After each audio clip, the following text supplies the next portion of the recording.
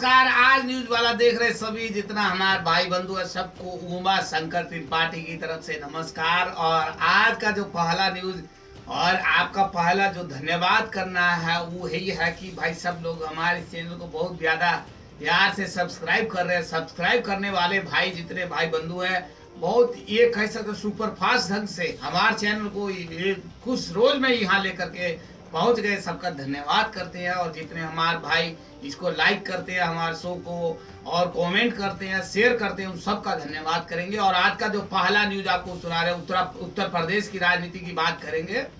तो यूपी में सब लोग जानते हैं कि पहले चरण की जो वोटिंग हो चुकी है और वोटिंग से उत्साहित है बीजेपी वाले। और बीजेपी वाले अब अखिलेश को जेल भेजने की बात करने चालू कर दी।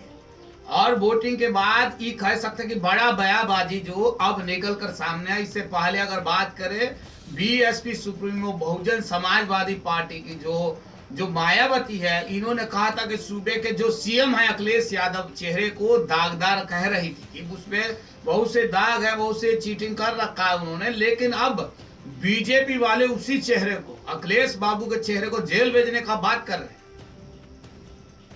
तो क्या कह सकते हैं कि बहुत ज्यादा उत्साहित है बीजेपी वाले। इनको लगता है कि वोट बहुत पड़ा हमको, इस वजह से तय है, फाइनल है कि उत्तर प्रदेश में हमारा सरकार बनेगा। हमारा सरकार बनेगा तो सबको पकड़ के अंदर कर देंगे। तो इसी वजह से ही कह सकते हैं कि जो उत्तर प्रदेश के बीजेपी के उपाध्यक्ष हैं केशव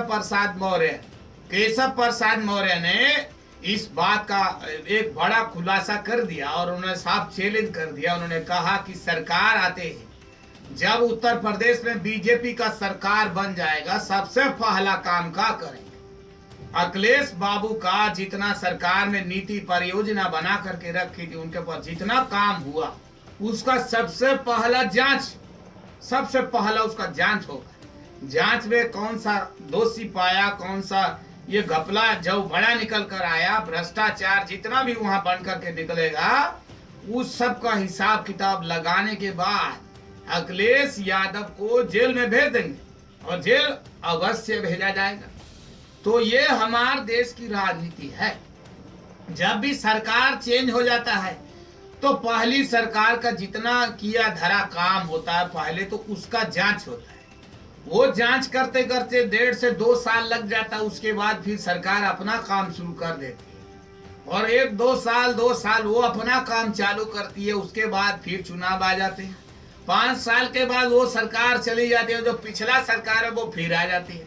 तो पिछला सरकार जितना परियोजना बना करके रखा उनको बंद करके अपना परियोजना चला देती है। तो ऐसे करते करते ये कह सकते हैं 5 से 10, 10 से 20, 20 से 25 और 60 साल का तो वैसे आदमी को वैल्यू है जो ये कह सकते हैं कि अपडेट जो आदमी का लाइफ है 60 से ज्यादा ऊपर नहीं जाती है। आजकल ज्यादा बहुत कम लोग हैं जो 60 से ऊपर चले जाते हैं, उससे नीचे फुड़क जाते हैं। तो ये देश का हमारा राजनीति है। इसमें अब जो जिसका जोर चलता है जहां पे वो जांच समिति बना करके बैठ जाते हैं कि ये जांच करेंगे, जांच के बाद जो दोषी होगा उसको सजा देंगे। और हमारे कानून व्यवस्था की अगर बात करें उत्तर प्रदेश में, तो उत्तर प्रदेश में एक तरफ अगर बात करें बीजेपी की उमा भारती ने आज फिर चिल्लाकर कहा कि जो बलात्कारी हैं इनको पीट कर इनकी खाल तब तक इनको पीटना चाहिए जिनकी खाल निकल कर सामने ना आ जाए, बाहर ना निकल जाए।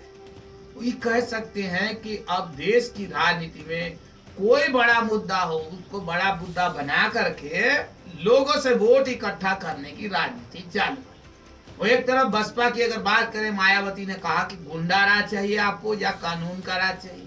और दूसरी तरफ चले जाए कांग्रेस पार्टी के जो राहुल गांधी जी हैं, इन्होंने हरिद्वार में वह चिल्ला कर कहा कि देश के प्रधानमंत्री नरेंद्र मोदी तो कह रहे हैं कि मैं भ्रष्टाचार के खिलाफ हूं।